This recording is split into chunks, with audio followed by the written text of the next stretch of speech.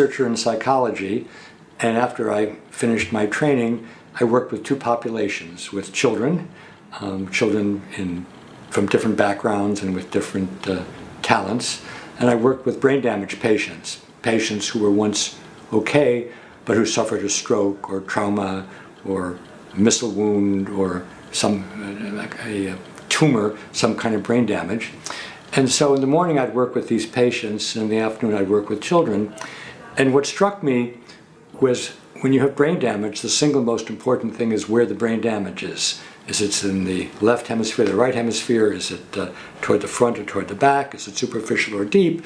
And depending on where you have the brain damage, you have different strengths and weaknesses. You might lose your language, you might lose your musical ability, you might lose your ability to find your way around, and so on.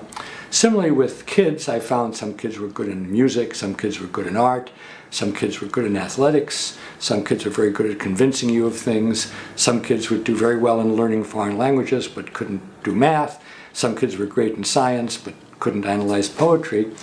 And I was just noticing this and was interested when I was surprised that somebody could do something but couldn't do something else, or vice versa.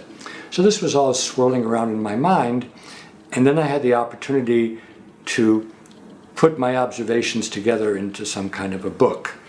And at a certain point it struck me that there was something fundamentally wrong with the word intelligence. Namely, there was only one way to be smart, and we could find out how smart you were by giving you a test for an hour called an IQ test.